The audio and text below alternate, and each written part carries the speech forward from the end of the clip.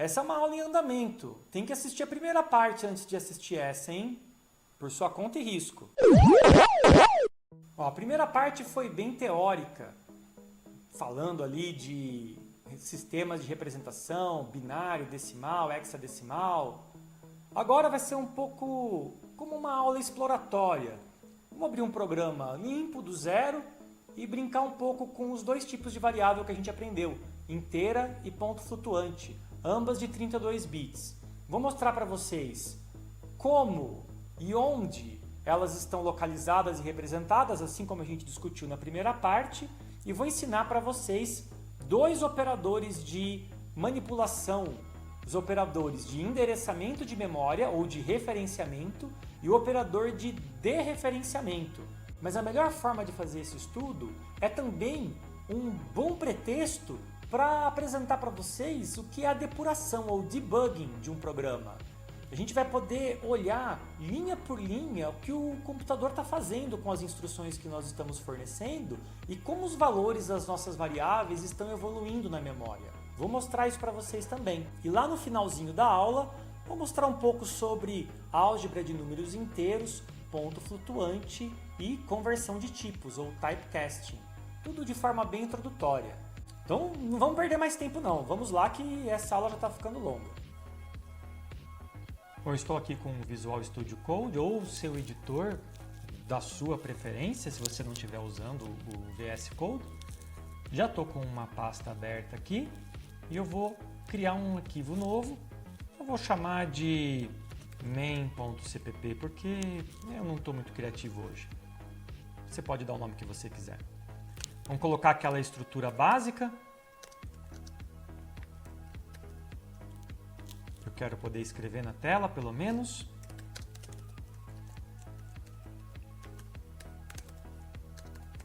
Pronto. E agora eu vou mostrar para vocês como criar a sua primeira variável. Então, se você começar a digitar a palavra int, você vai ver que ele te dá uma série de opções. Essas opções vão mudar dependendo do compilador que você estiver usando. Mas a primeira, int, ela é um tipo básico de dado e, portanto, essa daqui você vai encontrar independente de qual compilador C++ você escolheu. Vou deixar lá int e vou chamar minha variável de n. Vamos dar um número para ela. Bom, já que a aula foi com 42, vamos dizer 42. E aí eu vou escrever ela no terminal. std cout n. Endline. Prontinho. Salvando. E aí, se você está com a extensão Compile and Run instalado, basta apertar F6 uma vez e a gente vai ver aqui o terminal abrindo. Nosso programa é compilado, executado e escreve 42 na tela. Tudo bem até aqui. Mas aonde na memória essa variável está armazenada? Existe um símbolo em C++, que é o símbolo do e-comercial. E esse símbolo representa endereço de memória. Então, quando eu coloco ele antes de uma variável, eu estou dizendo o endereço da memória aonde esta variável está sendo armazenada. Se eu salvar e rodar de novo o programa do jeito que está, você vai ver que o programa agora, ao invés de escrever 42, escreveu alguma coisa diferente. O que é isso? A gente já viu que 0x é a anotação para indicar que o número que vem a seguir é hexadecimal. E nós temos uma sequência de 12 bytes. Cada byte, então, representado por um dígito em hexadecimal. Este é o endereço de memória aonde o 42 está armazenado. E nós conseguimos ver isso graças a esse caractere aqui, o e-comercial. Mas na verdade, o nome correto disso é um operador. A linguagem C++ tem diversos operadores que nós vamos conhecendo ao longo desse curso. Esse vai ser o primeiro deles, o operador endereço de memória. Então, quando eu falar operador endereço de memória, é o e-comercial e nós estamos querendo referenciar qual é o endereço aonde uma certa variável está sendo armazenada. Para avançar um pouco mais, eu vou ter que mostrar para vocês uma nova funcionalidade. Na verdade é uma funcionalidade antiga, ela é nova nesse curso só, que é a capacidade de executar um programa linha a linha, uma linha de cada vez, e observar o comportamento das nossas variáveis e de algum endereço de memória que você queira estudar. Nós chamamos isso de depuração, ou em inglês, debugging, no sentido de remover bugs. Bug é inseto, então a ideia é que, metaforicamente, o seu programa tem defeitos, os defeitos são como pequenos insetos roendo o seu programa por dentro, e você quer tirar os insetos, tirar os bugs do seu programa para que ele funcione adequadamente. E como eu faço isso? Eu faço isso executando o programa linha a linha. No Visual Studio Code, isso é feito através da tecla de atalho F5. Mas não aperta o F5 ainda, porque a gente precisa configurar o Visual Studio Code. E falando em configuração, eu roubei um pouco quando eu ensinei vocês a instalar aquela extensão Compile and Run com o F6. Porque não foi assim que os desenvolvedores do Visual Studio Code queriam que a coisa toda fosse feita. Aqui em cima nós temos dois menus, Debug e Terminal. O Terminal é onde nós configuramos tarefas a serem rodadas aqui no terminal. E uma das tarefas é a tarefa de construção, Build. Eu vou clicar aqui e eu vou dizer que eu quero, olha só, G++, tarefa de construir o arquivo ativo usando o compilador de C++, que no nosso caso é o G++. Quando você clica, ele abre esse arquivo, ele cria um arquivo na sua pasta, um arquivo com extensão .json, e nós não vamos mexer nesse arquivo agora, basta saber que ele existe, eu posso fechar e voltar para cá. Ele fica aqui, ó, você pode fechar essa pasta, é uma pasta .VS Code, uma pasta que ele cria sozinho. E agora que eu fiz isso, eu tenho uma terceira forma de compilar o meu programa. Lembra, eu podia ter digitado aqui g++ main.cpp main, ou melhor, -o main. Isso ia compilar meu programa e aí /main ele ia rodar. Isso é uma forma de fazer. A outra é com o F6. Eu tenho que estar clicado aqui no editor, F6, compilou e rodou. Mas na verdade essas duas maneiras são maneiras onde a gente está contornando a funcionalidade do Visual Studio Code. O que os desenvolvedores realmente queriam que você fizesse é que você viesse aqui, uma vez que eu configurei, e viesse em Run Build Task, ou Ctrl+Shift+B. Quando eu faço isso, vai aparecer uma tela aqui que pode ter mensagens de erro ou simplesmente dizendo que a compilação foi bem sucedida. E você vê aqui, ó, executando a tarefa, task é tarefa. Ele executou o compilador, colocou um "-g", que mais para frente eu vou explicar o que é, mas para nós hoje é importante. Está aqui o nosso programa, "-o", o nome do programa de saída. Olha que legal. E o terminal que estava aqui, você consegue vir aqui nessa aba e selecionar para voltar para ele. Ele vai criando diversos terminais. Lembra que você sempre pode vir aqui e voltar. Para fechar um terminal desses daqui definitivamente, você clica com o botão direito e vem aqui em matar terminal, kill terminal. E ele sumiu, agora você só tem. Bom, mas por que eu fiz isso? Eu posso querer compilar usando a funcionalidade Ctrl+Shift+B, mas isso me permite também configurar o depurador. Porque para que eu possa executar o programa linha por linha, é necessário compilar com aquela opção "-g".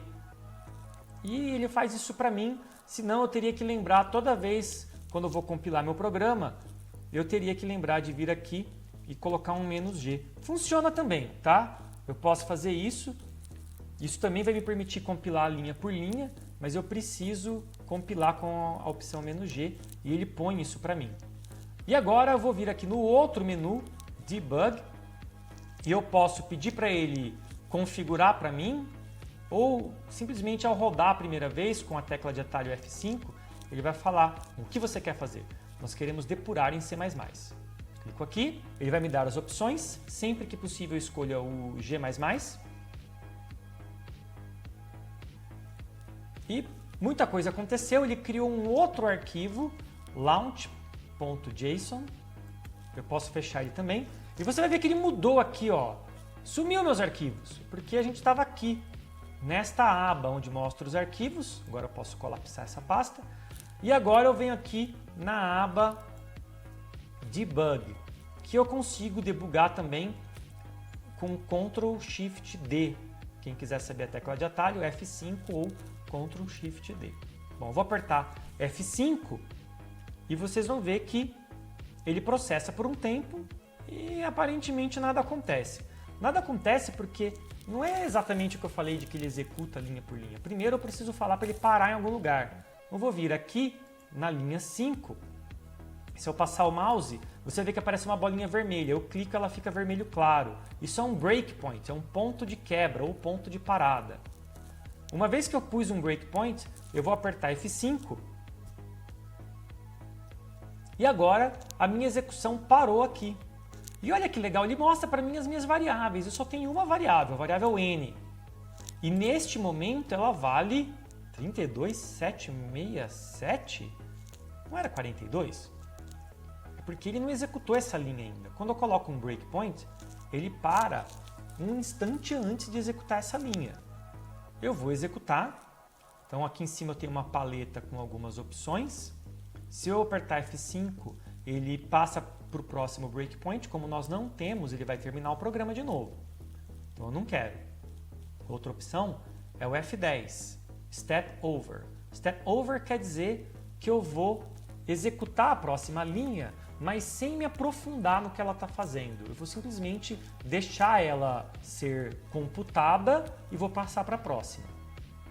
Aí eu tenho Step Into, ou F11, que significa que antes de ter o resultado da linha, se essa linha envolve funções ou métodos que podem estar até em outro programa, eu vou querer ir lá ver o que ele está fazendo. E uma vez que eu entrei numa dessas linhas e estou no meio de um cálculo e eu quero voltar para o programa ou voltar um nível, eu uso o Step Out, que é o Shift F11. Eu posso pedir para o programa recomeçar ou eu posso interromper a depuração. Então, do jeito que está aqui, eu vou usar o Step Into ou vou usar o Step Over. Step Over é o F10. Eu vou apertar F10 uma vez e vocês vão ver que aqui agora o nosso valor mudou para 42. Olha que curioso. 42 é o valor armazenado nessa variável.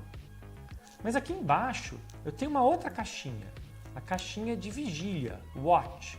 E eu posso observar várias expressões, não necessariamente variáveis. Se eu clicar aqui no mais, eu posso digitar, por exemplo, n. Como n é uma variável, vai só repetir o que está ali em cima. Mas eu também posso clicar e comercial n. Nós aprendemos que e comercial é o operador endereço de memória. E lá está o endereço de memória. Tenha em mente que esse endereço é diferente no seu computador ou até aqui no meu computador. Cada vez que eu executo o programa, ele pode aparecer diferente, porque quem decide aonde uma variável vai ser armazenada é o sistema operacional. O meu programa simplesmente faz uma requisição. Sistema operacional, reserva para mim 32 bits para guardar um número inteiro. O sistema operacional tem uma tabela que encontra um lugar vazio e fala, ok, eu criei aqui esse espaço, reservei para você, nenhum outro programa vai poder acessar e você deu um apelido para esse espaço, você chamou de N. Então toda vez que eu tiver o símbolo N, eu na verdade estou me referindo a esse endereço. Agora eu vou ensinar para vocês um outro símbolo. Um símbolo que eu quero apresentar, ou melhor, o operador que eu quero apresentar, é o operador asterisco. E o operador asterisco, ele representa que eu estou tentando acessar um endereço de memória. O que vem depois do operador asterisco é sempre um endereço de memória. Não é uma variável, não é uma palavra-chave, é um endereço de memória. Então eu vou vir aqui e eu vou digitar na mão o que está escrito aqui em cima, 0x7, seguido de um monte de Fs. Deixa eu ver aqui quantos Fs são. 1, 2, 3, 4, 5, 6, 7. Lembrando que no seu vai ser diferente, tá? 1, 2, 3, 4, 5, 6, 7. D924. Vou apertar Enter. Olha lá o que apareceu. 42.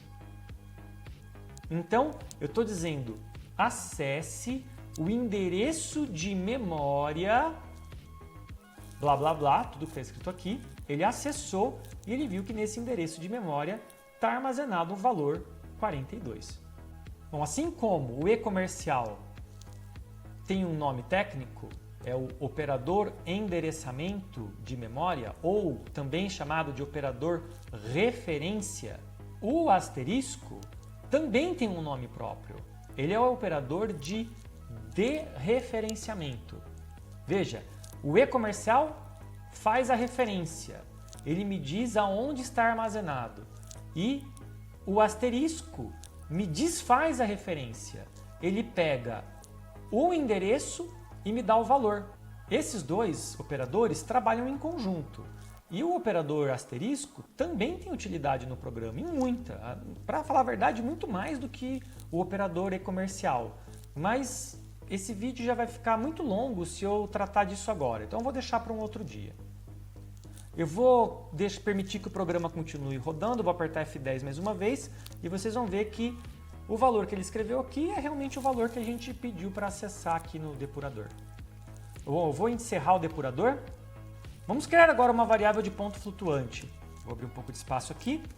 A palavra-chave é float, vou chamar de x, e também vai valer 42. Na verdade, pensando no exemplo que eu dei no vídeo anterior, que tal menos 42? E aqui eu vou mandar escrever x. Vou compilar com F6 mesmo. Aliás, vou limpar um pouco esse terminal. Clear, limpo o terminal. Tá lá, ele escreveu menos 42.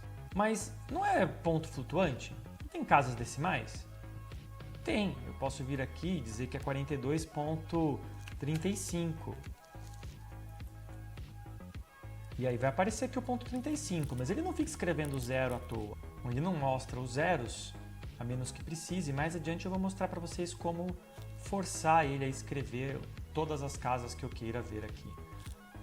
Nesse momento, se eu tiver casas para escrever, ele vai escrever. Se não tiver, ele não vai.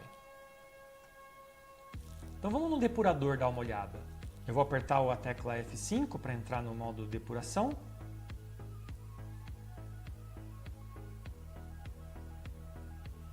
Minha variável n continua lá, mas agora tenho também a variável x. E eu vou fazer a mesma coisa que eu fiz para o n.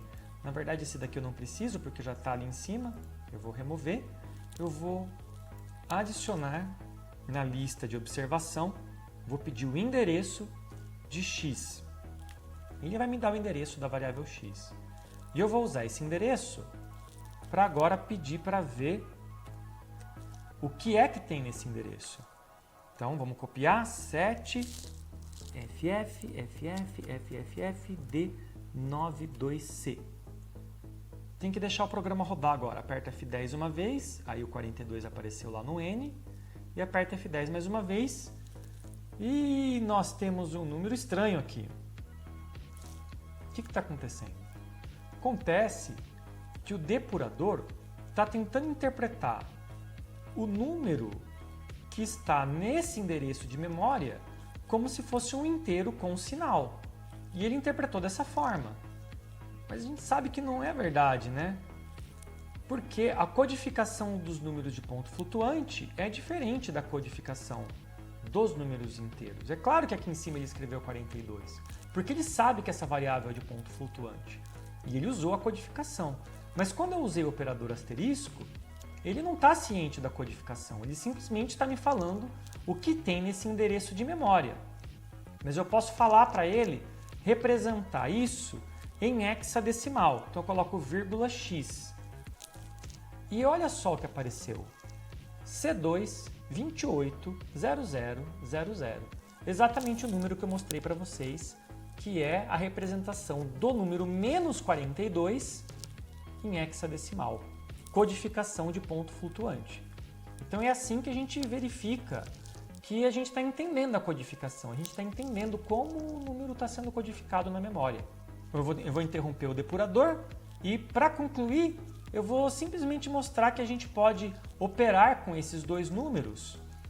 E eu vou mostrar para vocês bem rapidinho como criar mais variáveis. Então, aqui eu posso sair direto, por exemplo, n igual a 42, m igual, eu dou o nome que eu quiser, m igual a 25.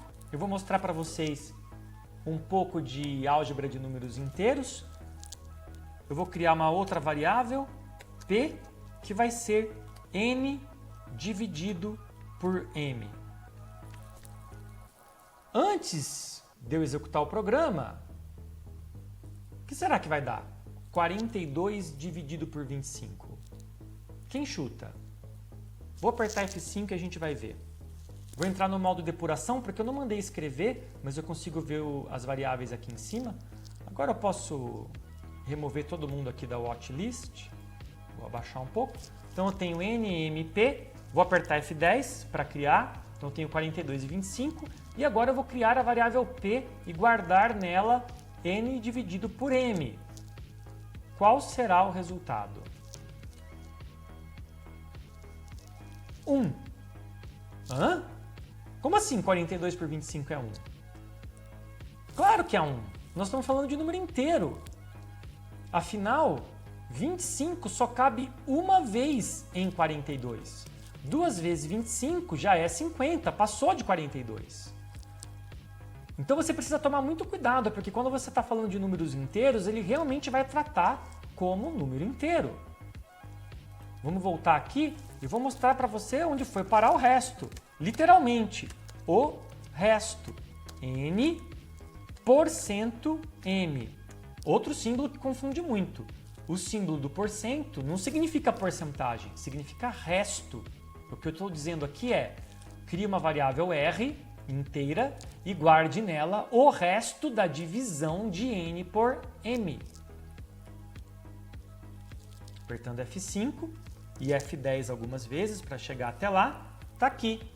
42 dividido por 25 é 1 e sobra 17.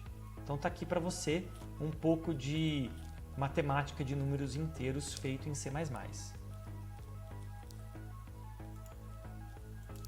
Vamos colocar agora variável de ponto flutuante no meio do caminho. Vou criar aqui float, x igual a 42, y igual a 25 e a gente vai repetir float z igual a x dividido por y. Esses espaços não importam, tá? Eu tenho esse hábito de colocar espaço para o código ficar mais legível. E não tem resto. Não tem nada para pôr aqui, porque resto não está definido quando a gente está falando em ponto flutuante. Ele vai dividir tudo que tem aqui por tudo que tem lá. F5 de novo, e F10 algumas vezes para chegar até na última linha. E está aqui o resultado. 42 dividido por 25, agora em ponto flutuante, é 1,6799995. E, na verdade, essa é a parte do número que eu estou vendo, são os algarismos que eu estou vendo. E o que acontece se eu misturar uma coisa com a outra? Tem problema? Claro que não. Não tem problema nenhum, desde que eu saiba o que eu estou fazendo. Por exemplo, eu posso chegar aqui e dizer float, vamos criar mais uma variável aqui, deixa eu ver, t igual a x dividido por m ao invés de y, né? O valor numérico dos dois é 25, mas será que aqui ele vai dividir como inteiro ou ele vai dividir como ponto flutuante?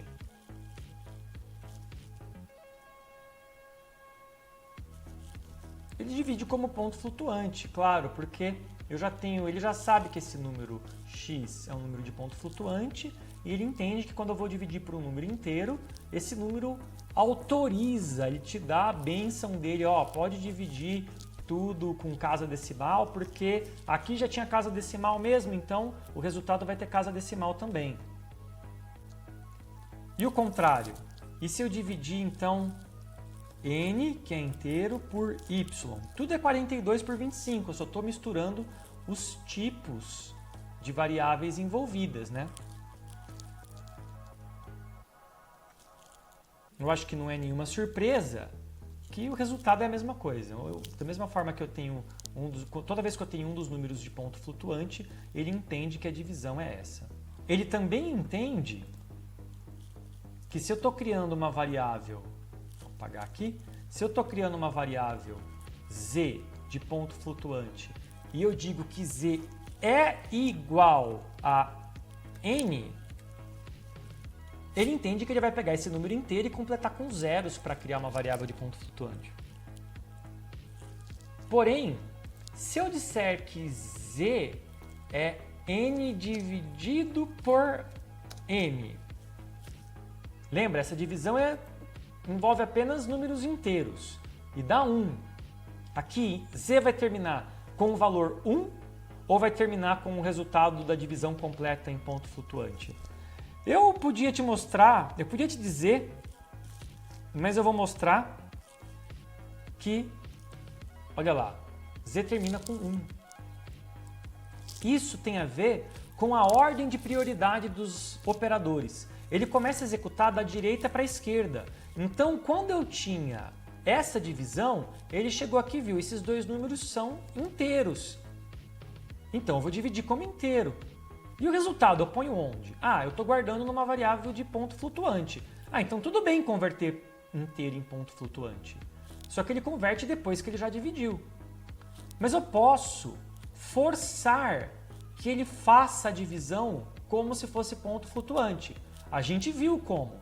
Basta que um deles seja ponto flutuante.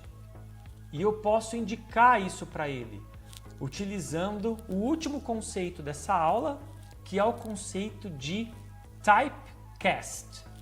Cast, em inglês, a gente está falando no sentido de projetar, como quem projeta uma sombra. Em inglês, quando um objeto projeta uma sombra, a gente diz que ele está casting a shadow, então está projetando uma sombra.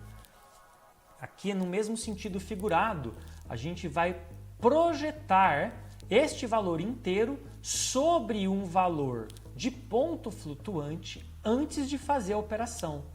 Basta eu vir antes de qualquer um desses e escrever float entre parênteses. A gente viu que qualquer um deles que for float, o resultado vai ser float. Então eu vou escrever, por exemplo, antes desse, interrompe aqui a depuração que está em andamento, começa de novo, alguns F10 para chegar até lá, e você vai ver que agora o resultado está em ponto flutuante. Ele pegou esse número m e converteu em ponto flutuante, ele fez um casting, ele projetou o número inteiro em ponto flutuante antes de fazer a operação. Bom, a gente vai parar por aqui, porque está ficando um pouco longo já, mas a aula não terminou. Nós continuamos agora no primeiro exemplo prático. Nós vamos fazer, de fato, um programa que tem uma função. Isso que a gente estava fazendo aqui é o que a gente chama de sandboxing, é brincar na caixa de areia. Nós simplesmente criamos um programa para explorar conceitos. Nós vamos escrever um programa que, de fato, tem uma finalidade. E nós vamos esbarrar aí nas primeiras limitações que essas variáveis ou que esses tipos de variáveis trazem. Vejo vocês no próximo vídeo.